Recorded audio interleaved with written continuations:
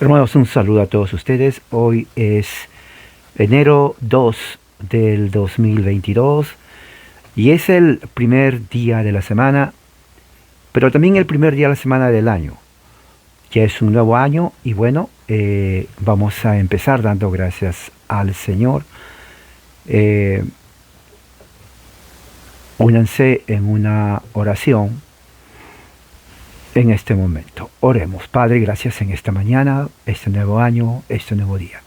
Que tu gracia y tu amor siga con nosotros y que siempre tu espíritu nos lleve a tierra de rectitud. Que nos alimente el alma, el espíritu, la mente. Que tu palabra siempre sea como ríos de agua viva. Señor, que en esta mañana el Espíritu Santo nos hable y nos ayude a entender las verdades espirituales que tú tienes para nosotros. Que tu gracia y tu amor sean así siempre, en el nombre de Jesús, nuestro Señor y Salvador. Amén. Bueno, vamos a abrir la Biblia. Vamos a leer en el libro de Primera de Corintios, en el capítulo 1, vamos a leer del versículo 1 hasta el 9.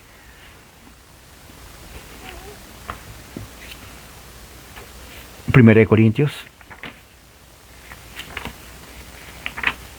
capítulo 1, del 1 al 9.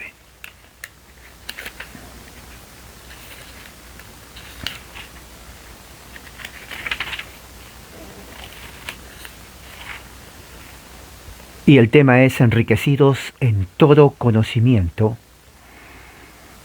y palabra. Dice así la palabra de Dios. Primera de Corintios, capítulo 1, del 1 al 9. Voy a usar la versión, la Nueva Biblia de las Américas. Y dice así. Pablo, llamado a ser apóstol de Jesucristo por la voluntad de Dios y Sóstenes, nuestro hermano, a la iglesia de Dios que está en Corinto, a los que han sido santificados en Cristo Jesús, llamados a ser santos, con todos los que en cualquier parte invocan el nombre de nuestro Señor Jesucristo, Señor de ellos y nuestro. Gracia y paz a ustedes de parte de Dios, nuestro Padre, y del Señor Jesucristo. Siempre doy gracias a mi Dios por ustedes, por la gracia de Dios que les fue dada en Cristo Jesús.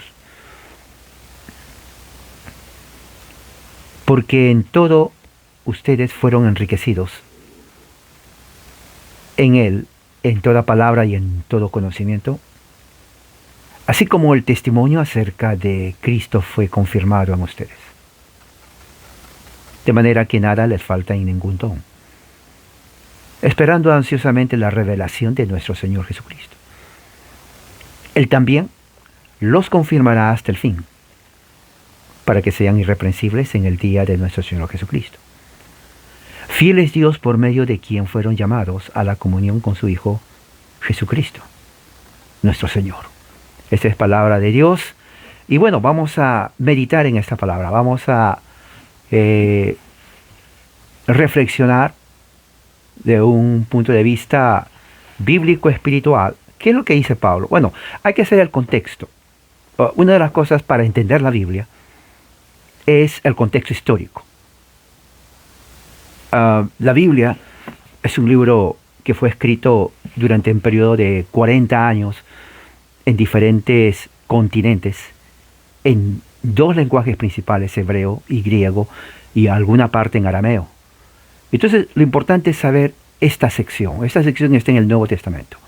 Es una de las primeras cartas de Pablo que escribe a los corintios. Corinto era una provincia en el Imperio Romano muy vibrante en el comercio y en los negocios. Era una ciudad, digamos, como Nueva York, cosmopolita. Gente de todas partes del mundo venía a Corinto, lo cual significaba que habían culturas y muchos lenguajes. Hablaban diferente tipo de lenguaje, diferente tipo de idioma, religión, cultura. Era lo que se llama hoy en día un lugar multiculturalista. Es lo que se llama hoy, ¿no? Hoy en día se llama multiculturalista, o sea, de muchas culturas. Bueno, Corinto era así. Y no solamente era multiculturalista, sino que venían gente de todas partes de ese hemisferio de ese entonces a hacer negocio. O sea, el que quería prosperar venía a Corinto, en otras palabras. ¿Okay? Y siendo un continente antiguo en ese entonces. Entonces venían también con su religión. Mucho paganismo, ¿no? El cristianismo tuvo que prácticamente competir con las religiones paganas en ese entonces. Y una competencia fuerte, ¿ok? Lo que estamos estudiando el libro de los Hechos, vamos a ver que no era fácil competir con el paganismo. El cristianismo nuevo, rechazado por el judaísmo, porque no aceptaban la resurrección de Cristo. No aceptaban a Cristo, es más. ¿Okay? Y peor si era resucitado. O sea, lo rechazaban ese mensaje. El paganismo rechazaba al judaísmo. Y peor cuando escuchaba a Cristo. Ahora, en el mensaje del cristianismo, el paganismo como que le llamaba la atención porque hablaban de un ser Dios-hombre. En el paganismo ha existido y hasta ahora existe la idea de que el Dios se convierte en hombre. ¿Ok? Dentro del mensaje cristiano, cuando se aplicaba a Jesucristo, Hijo de Dios, el pagano lo entendía diferente. Lo entendía que era un semidios. O sea, su concepto era totalmente diferente. Entonces, atraía la atención, pero cuando comenzaban ya a predicar el mensaje en sí del Evangelio, lo rechazaban. O sea, es muy interesante ese cambio cultural y religioso con el cristianismo. Estamos hablando de los principios de la fe cristiana. Entonces Pablo va a Corinto, funda una iglesia ahí. La gente era todo tipo de raza, todo tipo de lenguaje. Es como venir aquí a Los Ángeles o Nueva York y hay congregaciones donde hay gente de todas las razas, de todos los países y hablan diferente lenguaje, costumbres diferentes, comida diferente, modo de ver la vida diferente. Así era Corinto. O sea que si usted hablaba, digamos, supongamos español, pero ahí mismo había gente que hablaba otro idioma y tenían otras costumbres. Y a veces había mucho conflicto, porque es natural que en una sociedad humana diversa haya ciertos conflictos, ya sea cultural, de lenguaje, la barrera del lenguaje, aún hablando el mismo lenguaje, diríamos, español aquí en los Estados Unidos, se nota la diferencia entre hispanos, que aún cuando se habla el mismo lenguaje, el hecho que uno es sudamericano, centroamericano, mexicano, rápido se nota el acento, se nota las palabras, se nota la forma como uno se expresa. Y eso solamente en español. Y uno rápidamente dicen, oh, tú no eres de esta parte, oh, ¿de dónde eres tú? Oh, tú hablas diferente. Y eso es así. Imagínense cuando hablan de otro lenguaje, aún más marcado. Bueno, Corinto era así. ¿Ok? Esa es la razón por la cual más adelante Pablo habla acerca de la interpretación de lenguas. Y cuando dice lenguas, habla de lenguaje. ¿Ok? Hay congregaciones, ¿no? Donde viene gente, primeramente hablan inglés, luego español. Significa que tiene que haber traductores que traduzcan español a inglés, inglés a español. Personas que vienen del Asia, filipinos, chinos, japoneses, coreanos, portugueses. Entonces se necesita gente que traduzca eso. Porque si el pastor predica en inglés, bueno, el que habla italiano no va a entender, el que habla portugués no va a entender, el que habla español no va a entender. Entonces necesitan cada uno un traductor. Esos traductores son los que interpretan las lenguas. ¿Me entiende? Así era Corinto. Entonces cuando Pablo habla de interpretación de lenguas, lo que está diciendo es traductor del lenguaje, que es lo que yo hago. Ok, ese es mi trabajo. Yo traduzco. Entonces yo soy interpretador de lenguas. Exactamente. ¿Cuál lengua? Lenguaje de inglés a español, español a inglés. Y no todos lo hacen porque es difícil. Difícil porque uno tiene que ser casi como una máquina, porque el pastor o la persona que habla no va a parar para que tú interpretes. Él va directo y uno tiene que estar prácticamente dominar los dos lenguajes 100% para prácticamente traducir o interpretar lo que la persona está diciendo a la otra persona que no entiende. Y créame, no es fácil. No es fácil. Eso era Corinto, una ciudad cosmopolita. ¿Ok? Entonces, ¿qué es lo que pasa en Corinto? Aquí Pablo empieza, vamos a leer la entrada, el saludo. Toda carta de ese entonces, Pablo sigue el mismo modelo de introducción. Él se presenta, Pablo, ya está diciendo que él es el autor de la carta. ¿Se acuerda cuando le dije que cuando tenemos que estudiar el Nuevo Testamento hay que ver, número uno, quién escribe y a quién lo escribe? Eso es principal. Cuando usted abre la Biblia, las cartas de Pablo, usted tiene que saber quién escribe y a quién lo escribe. Eso es fundamental. Porque si usted no sabe quién escribe y a quién lo escribe, créame, ya no va a entender la carta. Bueno, aquí sabemos quién es Pablo. Ok, sabemos quién es Pablo, apóstol de Jesucristo. Muy bien, ¿cómo se presenta él? Mire, llamado a ser apóstol. O sea, él mismo se considera apóstol. Un apóstol es alguien, ahí dice, de Jesucristo. Ahora, bien interesante, porque cuando dice de Jesucristo, muchos dicen, pero ¿por qué nomás no dice apóstol? Porque había muchos apóstoles, primeramente.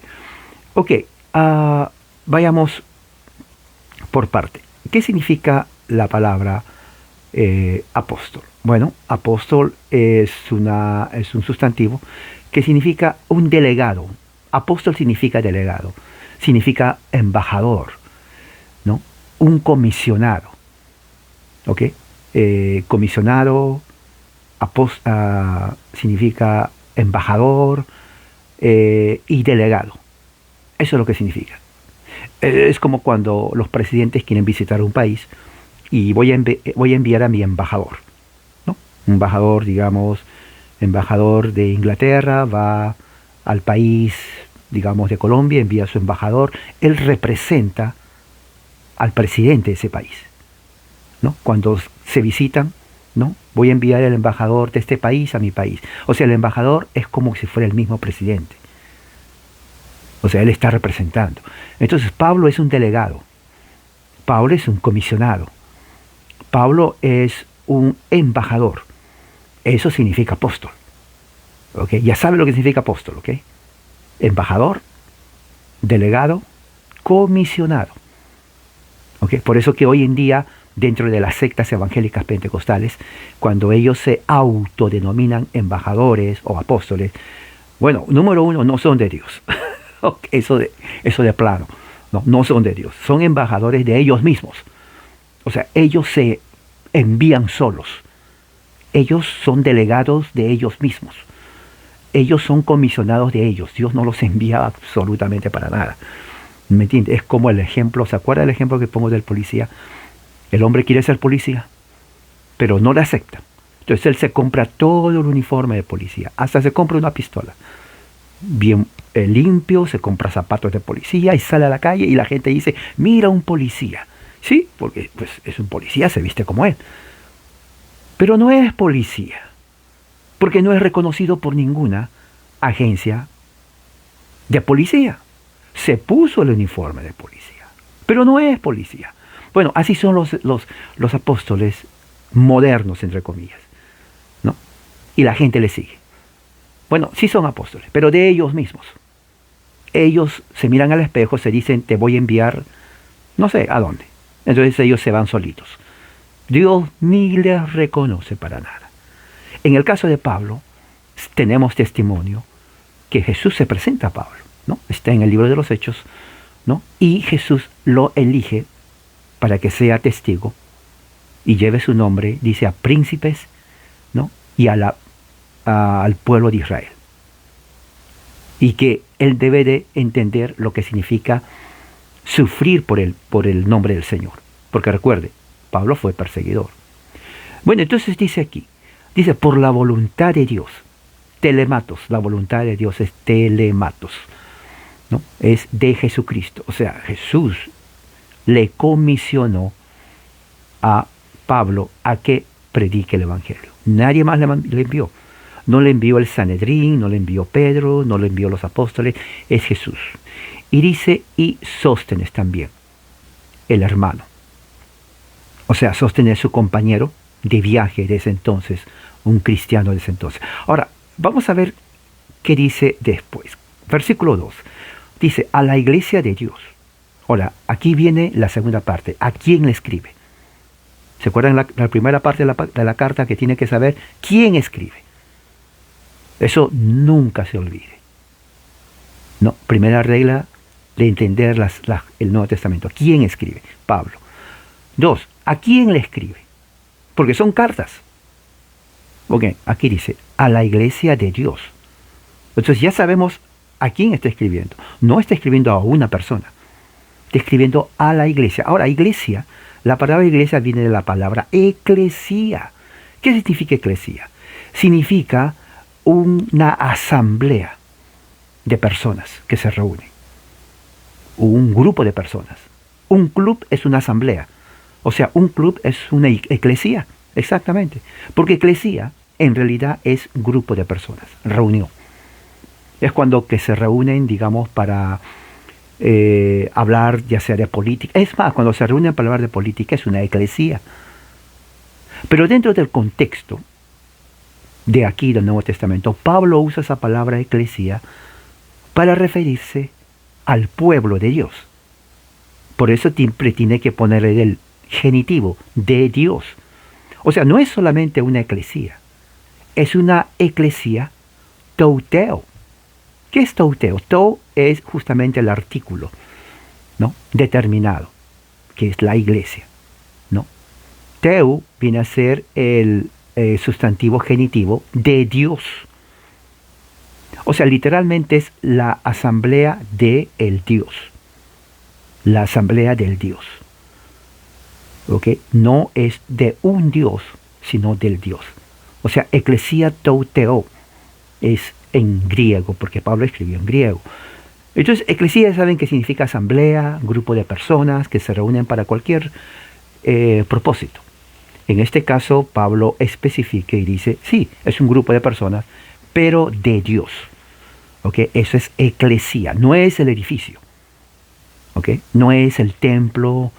No, eclesía se refiere a personas. Uno puede ir a un parque, ¿no? Mira, hay una reunión en ese parque. O es una eclesía.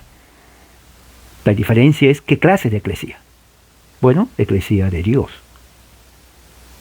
Muy bien, dice que están en Corinto. ¿Dónde está esa eclesía? Está en Corinto. Ya les expliqué que Corinto es una ciudad, en ese entonces era muy vibrante en comercio, negociante de todas partes del mundo iba ahí. Religión, diferente lenguaje, diferente cultura, diferente comida. O sea, si nos vamos a Corinto, en este momento, 2000 años atrás, si viajamos, vamos a encontrar un mercado grande en Corinto, donde va a haber comida de todas partes del mundo.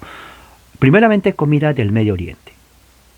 Va a haber comida de Grecia, comida mediterránea, italiana, española, portuguesa, europea, africana, hasta de la India. O sea, va a haber un mercado donde uno va a decir, a ver, yo quiero esto, quiero probar esto, quiero probar esto. La diferencia está que, como era una sociedad pagana, toda la comida estaba dedicada a sus ídolos. Es lo que hacen algo parecido, no sé si usted conoce el budismo, pero el budismo hace algo parecido, ¿no? Antes de comer, el budista prepara una comida normal, y se lo pone, ¿no?, debajo de un pergamino escrito en chino o en japonés, depende, la comida para ello, está dedicado a su ídolo. ¿Ok? En ese tiempo era lo mismo, y hasta ahora en India se hace lo mismo también, pero en ese entonces había así. Por eso Pablo dice más adelante, no a los sacrificados, a los ídolos, no coman eso. Así que eso es el mundo donde el cristianismo estaba compitiendo. ¿Me entiendes? Porque el cristianismo rechaza eso. Y rechaza eso por su contexto hebreo, porque los hebreos también rechazan eso. Entonces, el cristianismo, ahora recuerde aquí, Pablo no llama cristianos a los cristianos. ¿Ok? Todas las cartas de Pablo, él nunca menciona el sustantivo cristiano. Porque en realidad los cristianos no inventaron esa palabra. Fueron los antioquinos de Siria, que en una forma tal vez de burla dijeron, están los cristianos, porque Antioquía era el centro intelectual ¿Ok? Por eso que la iglesia vibrante más adelante es Antioquía. De ahí vienen los grandes obispos durante los 5 primeros siglos, donde hacen los 7 concilios de la iglesia. De Antioquía salen los más importantes obispos del cristianismo. Pero ese es otro punto. Entonces Antioquía desde el principio se sobresaltó por ser una ciudad muy estudiada. La gente de ahí le gustaba debatir, intelectual, todo eso. Corinto era una ciudad próspera, negociantes de todas partes del mundo internacional. Entonces ahí Pablo escribe la carta a los que están en Corinto. ¿Y cómo los dice a ellos? Pablo los llama a ellos santos, a los que han sido santificados, ¿no? A los que han sido santificados. El verbo está en el pasivo, o sea que ellos no hicieron nada para santificarse. No, es la verdad. Ellos ya fueron santificados, ¿no? En Cristo Jesús. Ahora, esa es la forma. Uno dice, ¿cómo que no hicieron nada para santificados? Claro, porque la posición en Cristo los santifica. Es de posición. Ahí está en la preposición en Cristo. ¿Me entiende? Una vez que están en Cristo ya están santificados. Pero también dice el propósito, llamados a ser santos, que viene de la misma raíz santificados. O sea, somos separados en Cristo para ser santos. O sea, es posición y propósito, es lo que está diciendo.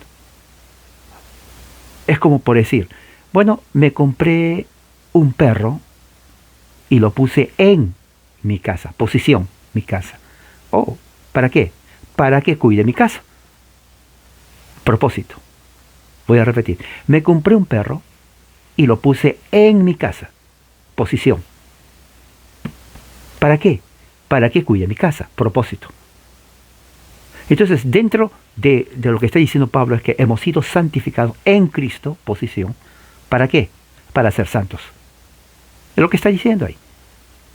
O sea, ¿ya somos santificados? Sí, ¿para qué? Para ser santos. Pero ¿cómo vamos a ser santos si ya estamos santificados? Porque esa es la posición espiritual. Eso es lo que está diciendo Pablo. Lea. Por eso dije, tengan su marcador. La preposición en significa que uno está dentro. Es posición. Cuando dice llamados, viene a ser el propósito, ¿no? Es el adjetivo, llamados, ¿no? Para ser santos. Pero dice ahí, juntos con, ¿no? Juntos con todos aquellos, ¿no? Que invocan el nombre del Señor Jesucristo. Ahora, si se dan cuenta aquí, dice todos aquellos que invocan el nombre del Señor Jesucristo. ¿Quiénes son ellos? ¿Quiénes son ellos? Son otros santos. ¿De dónde? Pablo no especifica el lugar, pero él lo limita a todos aquellos que llaman o invocan el nombre del Señor, de nosotros, Jesucristo. En cada lugar, dice aquí, en cualquier parte, de ellos y de nosotros. Ahora, bien interesante, porque aquí ya está haciendo el evangelio universal. Léalo, ahí está. El evangelio, mucha gente dice, pero ¿cómo es eso de que católico? Católico implica universal. Entonces Pablo, aunque está hablando a Corinto, está incluyendo a todos que en cualquier parte del mundo de ese entonces invocan el nombre del Señor. Eso es iglesia universal o católica. Entonces, esto es bíblico. Por eso, cuando uno estudia la Biblia, uno tiene que conocer lo que está leyendo. Los escritores nunca hablaron español de España. Ellos hablaron griego. Y el griego koiné, que era el griego popular. No era el griego de las altas esferas académicas, sino el griego popular. No, es como el español. Hay español popular, pero hay español ya formal. académico, donde se habla correctamente, se pronuncia bien las palabras, gramaticalmente se utiliza bien el sujeto, el verbo, los adjetivos, los pronombres, las preposiciones, las conjunciones, ¿no? De una forma correcta. Pero también está el español de la calle, popular, el que cuando hablamos con los amigos, uno no sigue las reglas de gramática, ¿no? Y uno inventa palabras que uno lo entiende, pero que es informal. Bueno, el koiné que escriben es el koiné, es el griego informal, el popular, que se entendía, pero no era el griego académico, aunque hay algunas partes en el Nuevo Testamento donde utilizan un griego fino, el libro de Hebreos, segunda de Pedro, ¿no? Y es un griego muy técnico. Pablo no hablaba un griego de la calle, era una persona estudiada. Él estudió bajo las enseñanzas del magnífico y gran Gamaliel. Cualquiera no podía estudiar ahí con él, pero y el que estudiaba ya conocía toda la ley. Y entonces Pablo era una persona estudiada, a diferencia de Pedro. Pedro era pescador, Pedro era del pueblo, una persona que no tenía estudios. Pablo era diferente. Y yo creo que cuando Pedro dice, hay cosas que el hermano Pablo escribe son difíciles de entender, bueno, se refiere a porque él no era tan estudiado como Pablo. Y el que no es estudiado tanto, entonces hay cosas que no entiende, es correcto. Pero Pablo sí entendía, porque él estudió la ley, conocía la ley. O sea, estamos leyendo a alguien que sabe lo que está hablando. Entonces él dice aquí, ¿no? Con todos en cualquier parte invocan el nombre del Señor Jesucristo. Señor de ellos y Señor nuestro. Ahora, la palabra Señor es Kyrios. Kyrios se aplica a Dios y Jesús es Señor. Ahora, si se dan cuenta aquí, en el versículo 2 dice Cristo Jesús. No. En el mismo versículo 2 vuelve a decir Señor Jesucristo. O sea, tengo aquí el versículo 2, ¿dónde está? Aquí dice, en el versículo 2, en el nombre de nuestro Señor, Jesucristo, Jesucristo. Pero en el mismo versículo más arriba dice, habiendo sido santificados en Cristo Jesús. O sea, si se dan cuenta, en la primera parte, expresión dice Cristo Jesús. Pero en la segunda expresión dice Señor Jesucristo. ¿Se dan cuenta? Vean ese detalle. En el versículo 2 dice, santificados en Cristo Jesús. O sea, primero pone Cristo Jesús. Luego seguimos leyendo y dice, con todos que invocan el nombre de nuestro Señor Jesucristo. Y después dice, Curios Jesucristo. O sea, cambia. Primero Cristo Jesús y luego Jesús Cristo. Ahí lo dice. Mire, luego ¿qué más? Y luego, en el versículo 3 dice, gracia y paz, ¿no? La palabra, la frase típica de Pablo, el saludo cristiano y bíblico era gracia y paz. O sea, así siempre saludó Pablo. Gracia y paz, ¿no? Caris e Irene. O sea, el nombre de mujer hispano, Irene, no es español, es griego. Irene significa paz. Si usted conoce a alguien que se llama Irene, dígale, tu nombre es paz. Porque eso es lo que significa en griego. ¿Ok? Caris kai Irene. ¿No? De Dios nuestro Padre. Y mira lo que dice ahí. De nuestro Señor Jesucristo. Jesucristo. Otra vez. O sea, si se dan cuenta, para Pablo, todo está en relación a Jesucristo. Sin Jesucristo no hay evangelio. O sea, Pablo enfatiza mucho el nombre de Jesucristo. Somos santificados en Cristo. Somos llamados a ser santos en Jesucristo. Y la gracia y la paz es de Jesucristo. Ahí lo dice. Y lo pone junto con el Padre. O sea, el Padre y nuestro Señor Jesucristo. Ese es el mensaje de Pablo. Luego, versículo 4 dice, siempre doy gracias. a mi Dios por ustedes. ¿No? Ahora, cuando dice siempre doy gracias, está en el indicativo, o sea, en el presente, o sea, que no tiene tiempo de terminar. O sea, Pablo agradece todo el tiempo. Acción de gracias. Pablo agradece todo el tiempo. No solamente agradezco hoy. Pablo dice todo el tiempo yo agradezco. ¿No? Y dice agradezco a mi Dios. Siempre. ¿No? El adverbio siempre hace la diferencia. Porque no solamente dice yo agradezco a Dios. Dice siempre. ¿Se dan cuenta cómo en la gramática cambia? Si dijera yo agradezco a Dios, bueno, agradece a Dios. Pero cuando dice siempre, pone énfasis en el tiempo. O sea, siempre agradece a Dios. Siempre agradece a Dios, ahí lo dice. ¿Por qué agradece a Dios? Ahí dice, referente a ustedes. O sea, Pablo agradece a Dios por los cristianos de Corinto. O sea, ahí nos dice que Pablo siempre oraba por ellos. Ahí lo dice. Dice, y dice que más, y dice, por la gracia de Dios, otra vez, ¿no? Cariti, tou teo. Teo es Dios. Cariti teu teo significa por la gracia de Dios. Eucaristo, la palabra agradecer es la palabra griega eucaristo.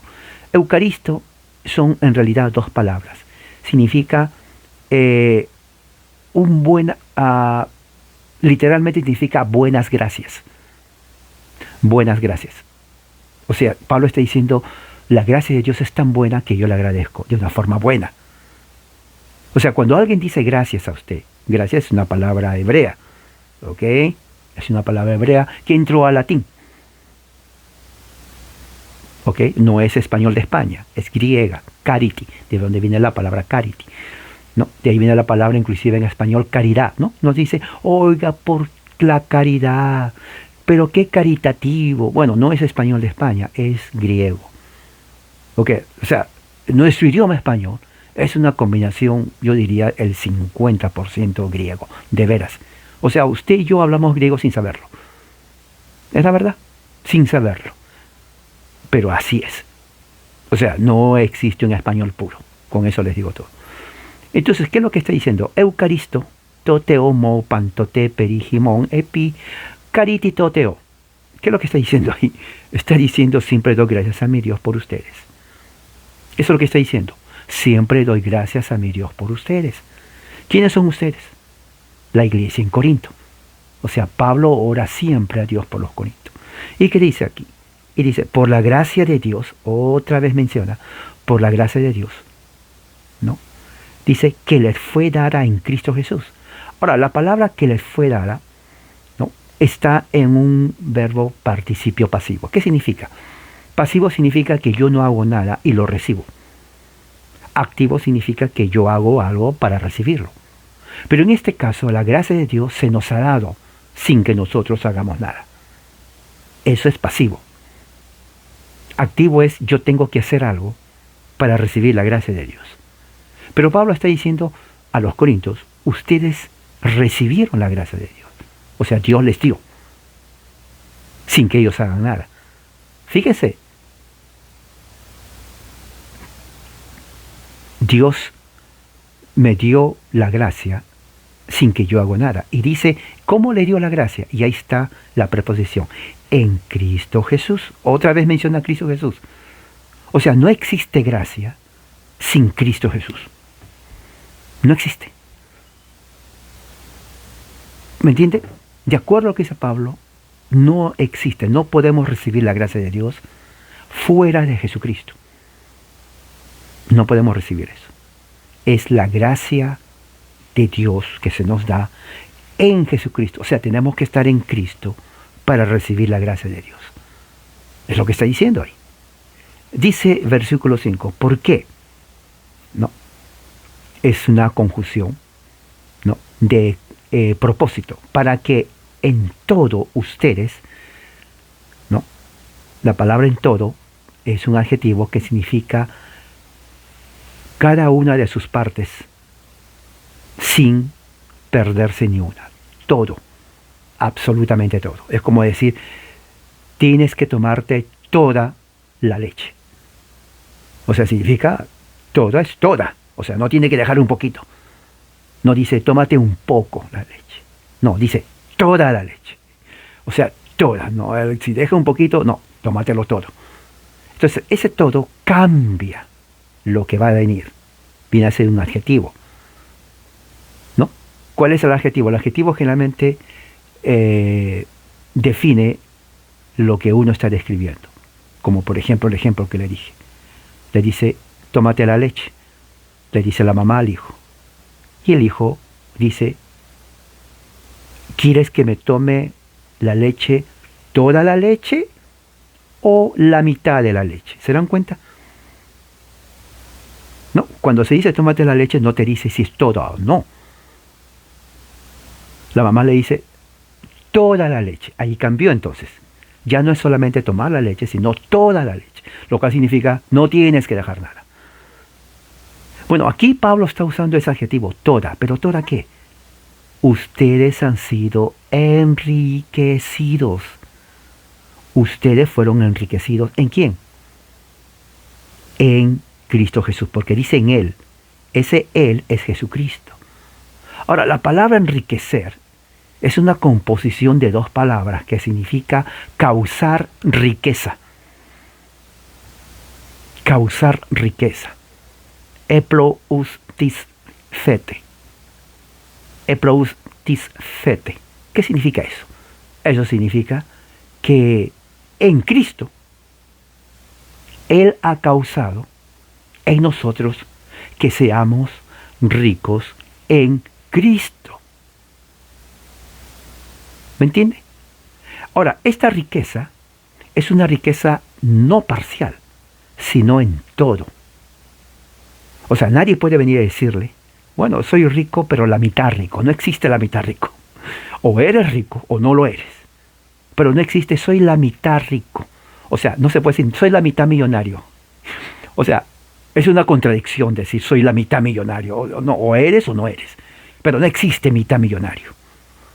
Entonces, Pablo está diciendo, de una forma enfática, que en Cristo somos enriquecidos. O sea, somos solventes. Somos, diríamos, multibillotrillonarios. Ahora, ¿cómo es eso? No tengo dinero. Claro, porque se refiere al aspecto espiritual en Cristo.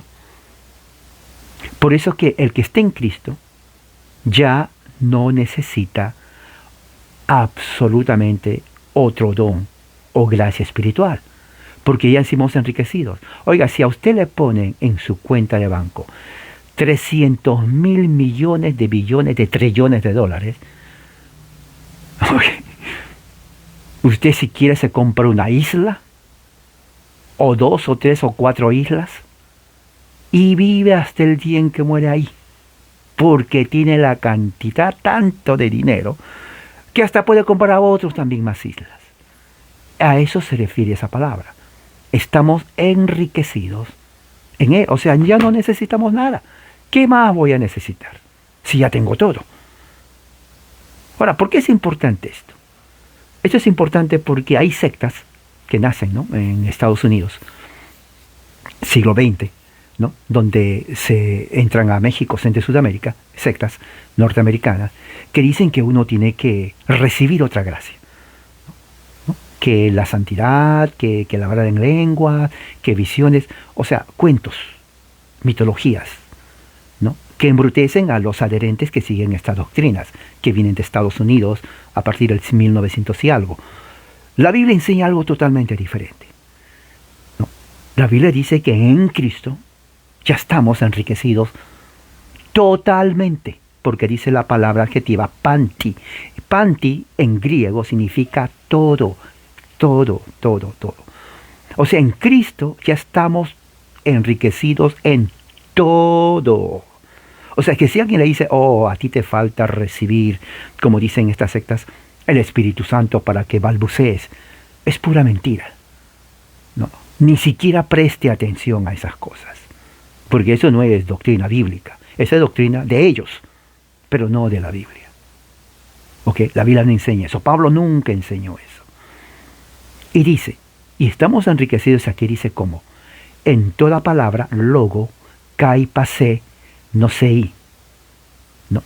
Estamos en eplotis fete, en auto, empati, logo, kai pase, no sei. O sea, estamos enriquecidos en Él, en Cristo, en toda palabra, o sea, evangelio, y en todo conocimiento.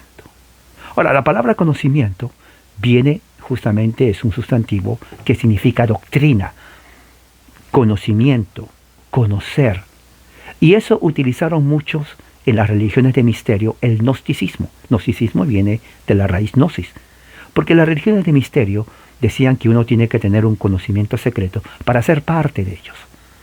Entonces Pablo dice a los corintios, que vienen de un trasfondo pagano, dicen, sí, en el Evangelio también hay conocimiento. Dicen, ¿de veras? Sí, pero no es un conocimiento humano y secreto o de misterio. Es el conocimiento que nos da Cristo. O sea, ¿quieren conocimiento? Sí, decían los paganos. Bueno, vengan a Cristo. Porque en Cristo está todo conocimiento. Y riquezas. Ahora, bien interesante, porque la palabra riqueza, eploustis fete, cuando escuchaban los paganos, ellos inmediatamente captaban lo que estaba diciendo Pablo. Porque ellos decían, bueno, aquí Pablo nos está diciendo que aquí también hay gnosis. Pero este gnosis es mucho mejor que el gnosis que tenemos en las religiones paganas. Gnosis significa conocimiento. Entonces, ¿qué clase de gnosis queremos tener? ¿El gnosis en Cristo o el gnosis pagano? El gnosis en Cristo nos hace ricos en todo riqueza. O sea, ya no necesitamos otro gnosis. Pablo decía, no, una vez que usted está en Cristo, ya no necesitan otro gnosis, porque Él es la suma de todo conocimiento. Fíjese. Entonces el pagano decía, o sea que si yo dejo mi religión de misterio y estoy en Cristo, ya no necesito más gnosis. No, porque Él es el gnosis de Dios. Amén. ¿Se dan cuenta? Porque Cristo es el gnosis de Dios. ¿Y qué significa palabra? El Evangelio. En toda palabra. O sea, filosofía, sabiduría en Cristo. Pero tenemos un filósofo que también hable por aquí, que por allá, que eso, que nos dice de todo. Sí, pero en Cristo está absolutamente todo, las riquezas de palabra y conocimiento. Gnosis kai logo. Panti logo kai pase gnosis. ¿Qué significa? Toda palabra, todo conocimiento. En Cristo. Y eso es lo que está diciendo. Por eso dice en el versículo 6, así como el testimonio acerca de Cristo fue confirmado en ustedes. O sea, lo que Pablo está diciendo, ¿se acuerdan cuando les prediqué el Evangelio? Corinto dice, sí, nos acordamos cuando viniste a Corinto. Bueno, ¿se acuerdan de qué les hablé? Bueno, tú viniste y nos hablaste de Cristo. Ok, les di el martirion tou Christo. Martirion tou Christo significa les di el testimonio de Jesucristo. Bueno, el testimonio de Jesucristo es la suma de todo conocimiento, gnosis y logo. Kai logo pais gnosis. Él es Cristo, su evangelio. Su evangelio es el testimonio acerca de Él, todo Cristo. Eso fue confirmado en ustedes. Ahora, la palabra confirmado, interesante, porque esto significa que ellos tenían el sello de aprobación del evangelio de Cristo.